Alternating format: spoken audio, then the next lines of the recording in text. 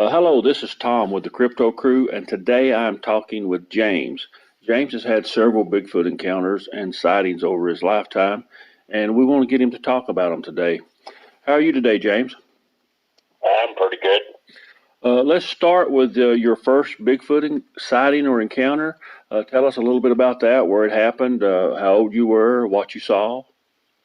Well, I was probably about 8 years old or younger, and living in Pineville, Kentucky, Bell County, and at the foot of Pine Mountain.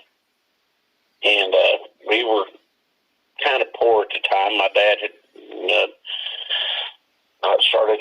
just started his law practice, and we had a little small house. Me and my sisters all had to share a room, and I had to sleep on the floor. And they were all in the beds, or in the bunk beds, and I was sleeping in the floor, and I heard something outside the window. I didn't know what it was, and I pulled the curtain back and put my face to the window, and I was face to face with, I don't know if it was a young Bigfoot or a big one, just crouching down and looking in. But I know they're curious about kids, but I was, one pane glass away from a Bigfoot, and at the time I didn't know anything about Bigfoots, and I thought it was a werewolf, and I screamed and hollered and jumped back and woke up my sisters and told them screaming about what I'd seen. And, of course, them being older and everything, they told me to shut up and go back to sleep. But I saw what I saw at the foot of Pine Mountain. Well, now, how high was that window off the ground? Was it on a porch or something like that? It was a very low house, a small little low house. So it was, I can't tell you exactly how high the window was. It was maybe,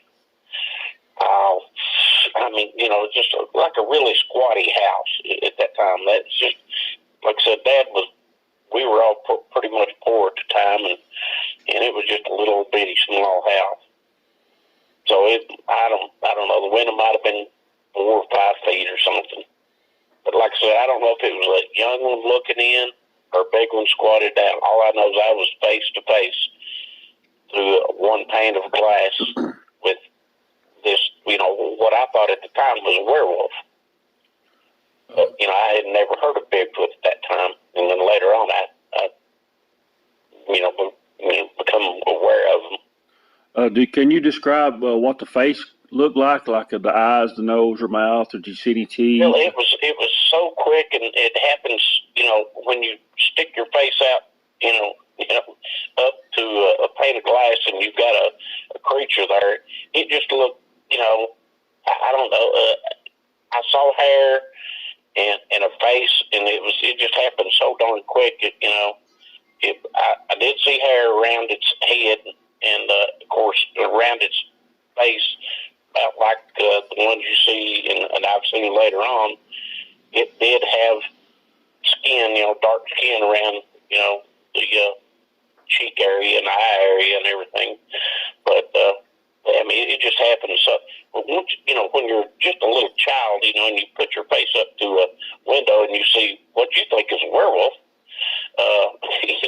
it didn't last too long. Right. I flew backwards and into the floor and woke up my sisters, and of course it was gone by the time I had them, look out there. It was gone, and that was at the base of Pine Mountain. And of course, those old pane windows were thin, anyways. They were probably less than a half an inch thick, anyways. Yeah, I had my face right to it, and there was this thing, and I didn't know what it was. And like I said, in my later years, I started reading about Bigfoots and stuff, and I didn't, some things make sense now, but then I didn't know anything about it. I thought, I'd watch werewolf movies, and I just thought it was a werewolf. That's just it. Well, What did you tell your dad and mom about this, or no? I can't remember back then whether I told them. I know I told my sisters, and of course they told me to go back to bed and or back to the floor. And but I can't remember if I told mom and dad about it or not. It's so long ago. That was, we moved to Middlesboro in '72, so gosh, it was, before that, well before that. Well, your sisters was really caring about it, right? Oh, they thought I was just absolutely losing my mind. Crazy little kid nightmare or something.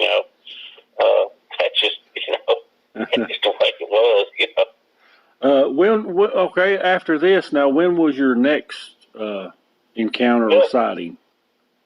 Okay, Dad's best friend lived up in East End over in Middlesboro, next to the foot of Cumberland Mountain. And we were all out playing one day, and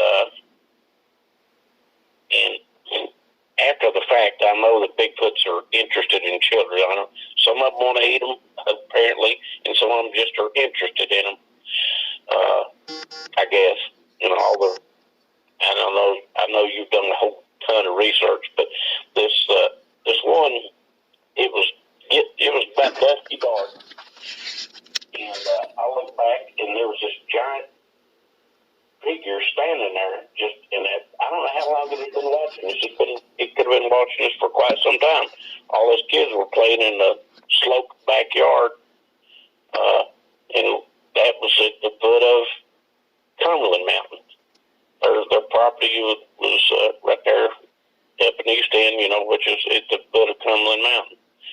And this thing was just standing there, and I stood and stared at it for a little bit, and it just stood. Didn't, make it move toward me or anything, just stood there staring. And finally I was like, okay, I'm getting a little freaked out, so I ran in the house. And it was, giant, 7, 8 foot tall. I don't know, I don't know. It was a distance, it was just really large. Now that the internet's come about, I've become, a Bigfoot nut. People can call me nut if they want to. I don't really care, because once you've had these encounters, you've had them, Well, do you remember what color that one was that you seen, the second one? It was, Tom, it was so, dusky, dark, and everything. It looked really, really dark, like black. But it was getting dusky, dark, and it was just large and just staring at us.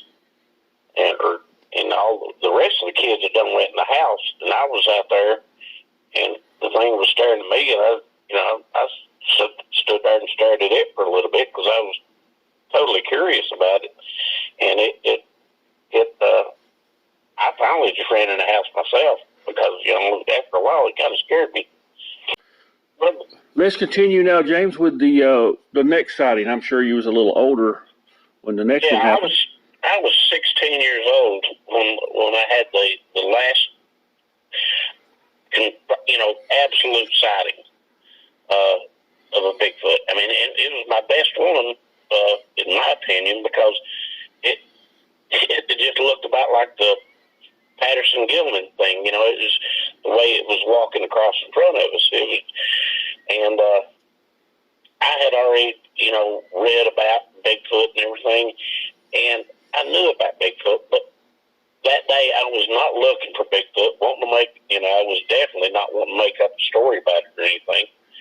And me and the guy that I was with, actually, the second encounter, that was his house.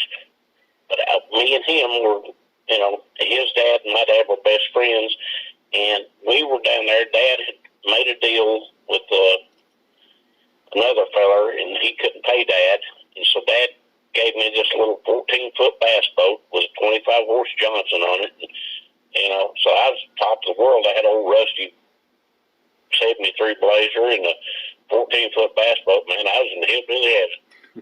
And we were down there around 33 Bridge area bass fishing. And it started getting too late to bass fish, and we started loading it up.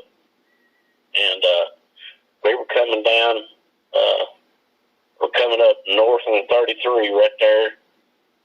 If you pass Cedar Grove Marina, and you come up through there, it's right at Molly Hollow. Right at Molly Hollow. There's a cliff face right there, so it didn't go up that cliff face. It went up Molly Hollow. We were just cruising along, and it had already turned dark. It took us a while to load the boat up and get everything, put up and everything, and it had already turned dark.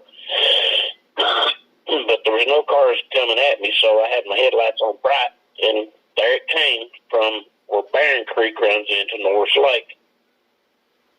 And it went from right to left, walking across in front of us, and it turned and looked at us, and I saw its face, and it looked a whole lot like Patty, except, like I said, right around the face, you could see it looked apish. Right around the cheek area and the eye area and everything, there wasn't any hair, but it was large, very dark, blackish to hair, and swinging its arms, as it walked, and very large, and it walked, like I said, right to left. If you're going north on 33, right in that area, and we went. I was so freaked about it. And I asked Rob. I said, "Rob, what did you see?" He said, "I don't know." I said, "Well, I think I know what I saw." I said, "That looked like a Bigfoot." And we went up there where it's no longer in existence. But we went up to a market there, the lower lakeside market right there, and turned around and went back. Pulling a boat, and we still did this. And I didn't get out and look for tracks or anything, but we went back to just look around and see if it came back. Stupidly, but you're 16 years old, you do a lot of stupid crap. But I didn't see it again, but it had to go up in Molly Hollow right there. Any idea of what, how tall it might have been? Or? Well, it was large. It was larger than a man. It was probably 8 feet tall. It could have been 9. I don't know. Somewhere in that vicinity, because it was definitely larger than a man. And you say it turned and looked right at you guys? Oh, yeah. Well, when my headlights hit it, it turned and looked right at my vehicle coming at it, and I could see its face.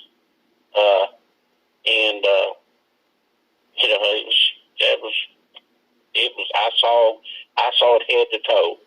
It was absolutely the real deal right there. There's nobody. This is summertime. Summertime. Who in the heck would be if somebody was trying to fake something? Who in the heck is going to be wearing a suit, in 80-degree weather or 90-degree weather or whatever? I don't feel that it was any kind of fake thing. Somebody, especially if it was a fake, it was a really good one, because I don't think it was, because it was a very functioning, long-legged, giant man. It was it's hard to explain. Like I said, if you see one, the full figure like that, it was several hundred pounds. It was bigger than any man I've ever seen, and completely covered in hair, and so it was not a man in a suit. There's no way. Well, the thing is, a real Bigfoot moves real smooth. They're really fluid. Oh, it was walking. Yeah, I agree, Tom. It was walking smoothly as could be, just smoothly, just going along. And that is a real good area. There's plenty of water sources. There's plenty of deer and things like that in that area. Fish for food. And yeah, it's absolutely, I think, for, Bigfoot encounters, I haven't had one since, but I don't, in later years, I spent some time in the woods, but I don't spend the time that I, like I used to when I was a kid. But what we'll do, James, I appreciate you telling us your Bigfoot encounters. And I know I've been trying to get this interview with you for a little while, and either I've been sick or I've been busy or something. It's been hard to get to you. But I'm glad I finally did, and I'm thankful to log your sightings. Even though some of them happened many years ago, they're still, to me, they still have historical value, and they help establish a database for our area. Just like you're talking about over at Molly Hollow. That place, that general area, it's changed some over the years, but it's basically still the same. Yeah. Anyway, right across from there is Cape Norris. That's a subdivision, the old subdivision there. And but to your left, Molly Hollow, and back through there is pretty just rugged country. Mm-hmm. Just there's some housing back up in Molly Hollow there, but that foot was there, and where it lives, I don't know, or where it and his family is, and who knows. There's still plenty of mountains in that area. Oh yeah. All right, James, I thank you for doing the interview.